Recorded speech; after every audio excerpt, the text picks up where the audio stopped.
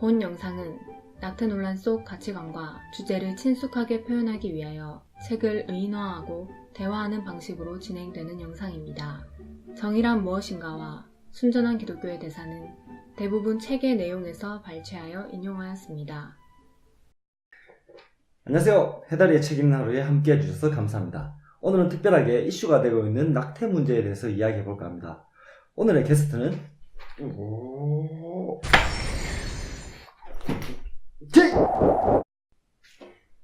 정의란 무엇인가와 순전한 기독교입니다.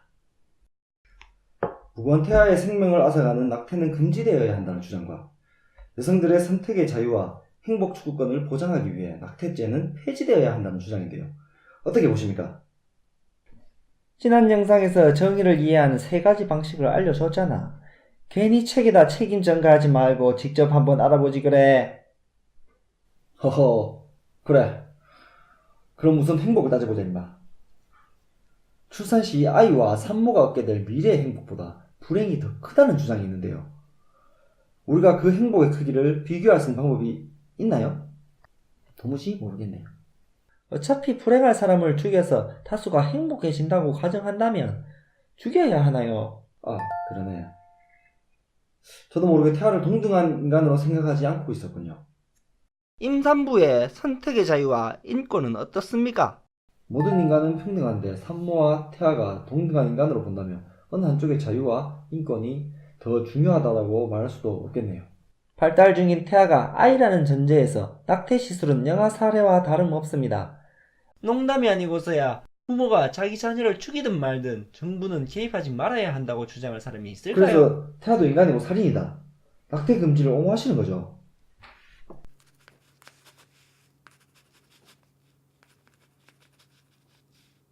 태아를 인간으로 인정한다면 그렇게 된다는 거지. 그러고 보니 누군가 일부러 태아를 죽인다면 산모에게 상해를 입힌 것 외에는 죄가 없겠네요. 너 좀 잔인하구나. 태아는 아직 인간이 아니라고 인정하는 사회에서 원치 않는 임신으로 낙태를 했던 사람이 나중에 원해서 임신을 했습니다. 그런데 누군가 그 아이를 죽게 한다면 이야, 그런 살벌한 생각을. 태아를 이미 인간으로 여기고 소중히 하는 산모도 있을 테니까. 자신의 주장에 유리한 쪽 입장만 끌어다 써서는 안 되는 법이지요. 다른 살인이나 강간보다 부모가 자녀를 죽인다거나 강간하는 것, 자녀가 부모를 죽이는 것은 우리 사회에서 더 큰 잘못으로 여겨왔습니다. 따지고 보면 선택의 자유를 주장하는 사람들은 잉태된 순간부터 인간이라는 가톨릭교회의 가르침이 틀렸다고 암묵적으로 단정하는 셈이지요. 그러면 가톨릭 교회가 옳다는 이야기인가요? 그건 아니고요. 선택의 자유만으로는 근거가 충분하지 않으니 낙태죄 폐지를 주장하려면 발달 중인 태아도 인간이라는 주장이 잘못임을 증명하려고 해야 할 것입니다. 법은 종교적 도덕적 신념에 관련해서 중립을 지키라는 주장만으로는 충분하지 않아요. 낙태를 허용하자는 주장이 금지하자는 주장보다 전혀 중립적이랄 게 없기 때문이지요. 그러면 낙태를 하는 것이 본인의 사적인 편의를 위해서다. 그렇게 생각하시는 거죠?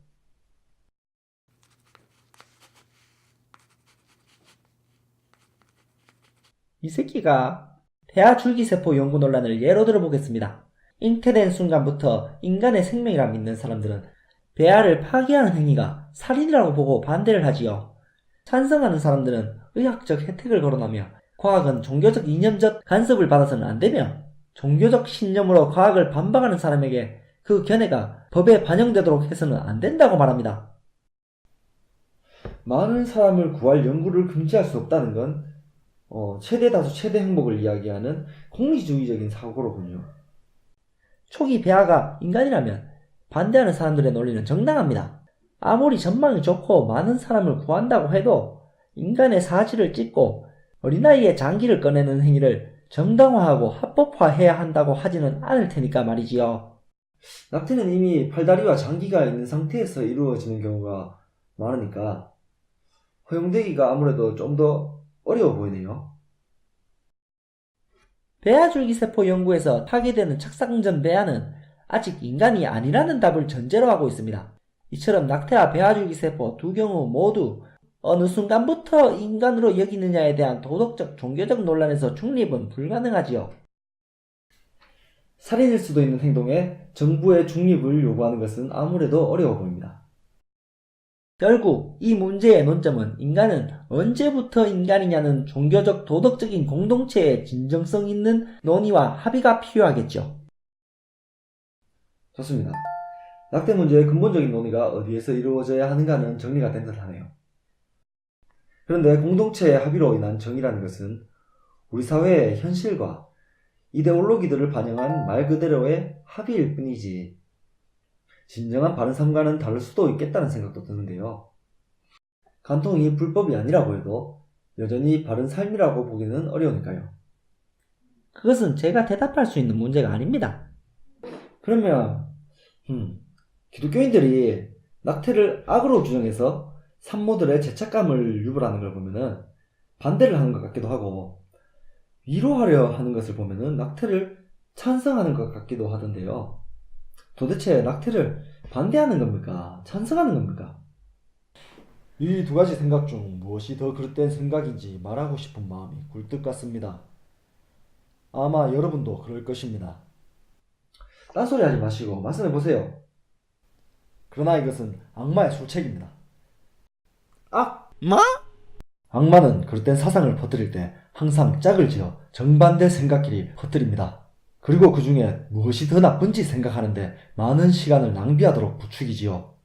그 이유는 물론 아시겠지요. 악마는 우리가 어느 한쪽을 특별히 더 싫어하게 만들어서 그 반대쪽으로 조금씩 끌고 가려는 것입니다. 그러나 우리는 속지 맙시다. 우리는 오직 목표만을 바라보면서 그릇된 두 생각 사이의 난길을 똑바로 걸어가야 합니다. 그 중 하나에 더 관심을 둘 필요가 없습니다. 도움 안 되는 황경승 같은 말씀 감사합니다. 자꾸 애매하게 대답하시네요. 기독교인들은 낙태가 죄라고 규정하던데 그게 그리스도인으로서 두 가지 생각 중 가운데로 나는 길인가요? 저는 기독교인들의 생각이 아니라 순전히 기독교에 대해 이야기하려고 노력하고 있습니다. 기독교에서 말하는 가장 큰 죄에 대해서 먼저 이야기해야겠네요. 우리가 가장 싫어하는 악이면서 대부분의 사람들이 스스로 깨닫지 못하는 악입니다. 다른 악들에 비해 훨씬 더 교묘하고 치명적인 이 악은 바로 교만입니다. 교만? 반대되는 덕목은 겸손이지요. 많은 선생님들은 바른 행실을 가르치기 위해 아이의 교만, 그들의 표현대로라면 자존감에 호소하는 경우가 많습니다. 또 비겁하게 행동하거나 정욕에 휩쓸리는 것은 자기 체면을 깎는 일이라고 생각하지요. 무엇을 이야기하는지 아시겠나요? 하하하, 몰라요. 그게 무엇이 중요한디? 낙태랑 뭔 관계가 있다고 그러는디? 우리는 교만을 통해 그런 유혹들을 극복하는 경우가 많습니다. 악마는 이런 모습을 보면서 비웃습니다. 악마는 여러분 안에 교만이라는 독재 정권을 세울 수만 있다면 그까짓 몸의 순결함과 절제, 용감함, 낙태를 하지 않는 책임감 있는 행동 따위는 얼마든지 참아줄 수 있습니다. 암을 유발시킬 수만 있다면 감기가 치료되는 것쯤은 얼마든지 봐줄 수 있는 것이지요. 저처럼 책임감 있고 분별력 있는 사람들에게 경고하시는 건가요? 당혹스럽군요. 낙태의 근본적인 논점인 언제부터 인간으로 보느냐에 대한 대답부터 해주세요. 그것은 제가 알 수 없으며 답할 수 있는 것이 아닙니다. 아니 이 양반이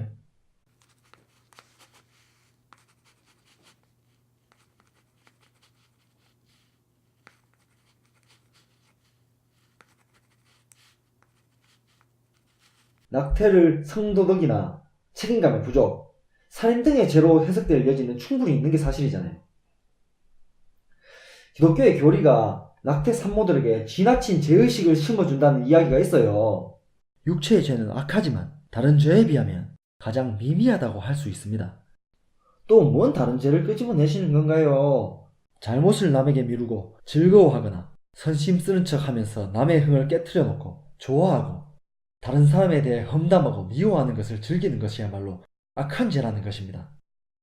교회에 꼬박꼬박 출석하는 냉정하고 독선적인 도덕가가 거리의 매춘부보다 훨씬 더 지옥에 가까울 수 있는 이유가 여기에 있습니다. 우리가 평소에 하는 사소한 잘못이 낙태로 인해서 생길 수 있는 죄보다 훨씬 크다고 말씀하시는 건가요? 물론 우리는 둘 중 어느 쪽도 되지 않는 것이 좋겠지요. 낙태는 죄가 아니라고 주장을 하는 진영에서도 별로 좋아하지는 않겠지만 낙태로 인해서 죄책감을 가지시는 분들이 이 이야기로 과연 위안을 얻을 수 있을까요? 지난번에 이야기했듯이 우리는 바람직한 삶에 대한 기준이 있고 그 생각을 떨쳐낼 수가 없습니다. 더욱 중요한 것은 인간은 그 누구도 실제로 그 기준대로 살아가지 못한다는 것이지요. 우리는 그 사실을 인정할 때 낭패감을 느낍니다. 기독교는 그 낭패감에서 출발하는 종교입니다. 그 낭패감을 먼저 겪지 않는 한 아무리 위안을 얻으려고 노력한들 소용이 없습니다. 그러나 여러분이 진리를 구한다면 결국 위안을 발견할 것입니다. 잘 알겠습니다. 마지막으로 그분들을 위해 한마디만 해주세요. 잊지 말아야 할 중요한 사실은 우리의 감정은 있다가도 없어지는 것이지만 우리를 향한 하나님의 사랑은 절대 그렇지 않다는 것입니다. 그 사랑은 우리의 죄나 무관심에 지치는 법이 없습니다. 그 사랑은 우리에게 어떤 대가를 치르게 하는 한이 있더라도 또 하나님께 어떤 대가를 치르게 하는 한이 있더라도 우리를 치유하겠다는 결심을 완수할 때까지 단 한 걸음도 뒤로 물러서지 않습니다. 이런 마디 하셨네요. 믿지 않는 사람들에게는 그저 미련해 보이는 말씀 같지만 감사합니다. 오늘 이야기한 내용을 정리해 보겠습니다. 낙태의 찬성과 반대는 행복과 자유의 주장으로서는 충분하지가 못합니다. 살인이 될 수 있으므로 정부는 종교적, 도덕적인 부분에서도 중립이 불가능합니다. 언제부터 인간인가에 대한 공동체의 논의가 필요하다는 걸 알 수 있었습니다. 그 논의로 어떠한 사회적 합의를 이끌어내게 될 것입니다. 그러나 그 합의가 진정으로 옳은 답인지는 알 수 없다는 문제는 여전히 남아 있습니다. 기독교는 도덕적으로 올바른 행동을 판단하는 것에 대한 대답을 회피한다는 느낌이 들기도 합니다. 그러나 도덕적인 상황에 마주쳤을 때 오는 죄책감이나 교만함 등 내면적인 부분에는 관심이 있는 듯도 합니다. 정도의 차이는 있겠습니다만 제가 상황에 따른 내면적인 문제를 크게 4가지로 나눠봤습니다. 낙태를 하지 않고 아이를 낳았거나 낳을 예정인 사람 중에서 두 부류로 나눌 수 있겠는데요. 겸손한 사람과 교만한 사람입니다. 겸손한 사람은 가장 권할 만한 경우로 보입니다. 그런데 기독교에서 말하는 겸손을 생각해보면 실제로는 불가능한 인물로 보이기도 합니다. 그리고 교만한 사람인데요. 역설적이게도 기독교인들 중에 많이 있지요. 가장 큰 죄를 주의하라 촉구하고 있습니다. 그리고 낙태를 하였거나 할 예정인 사람 중에서 두 부류로 나눌 수 있는데요. 죄책감을 느끼는 사람, 그리고 잘못이 없다 믿는 사람 두 부류입니다. 죄책감을 느끼는 사람, 이분들이 바로 수고하고 무거운 짐 진 자들아 내게로 오라, 이 말씀에 나오는 분들이 아닐까요? 올바른 삶의 기준으로 인한 낭패감을 가장 크게 느끼실 테니까요. 그리고 잘못이 없다 믿는 사람, 이분들은 기독교를 미워하거나 외면하실 것 같네요. 이 중에 누가 천국에 더 가까울까요? 자네처럼 참견하기 좋아하는 사람을 위한 이야기도 있네. 2000년 전쯤의 이야기이지. 그것이 너와 무슨 상관이 있느냐? 너는 나를 따르라. 사피엔스, 호모 사피엔스. 너희 원숭이들의 후손에게 옳은 것을 구별할 지혜를 주겠다.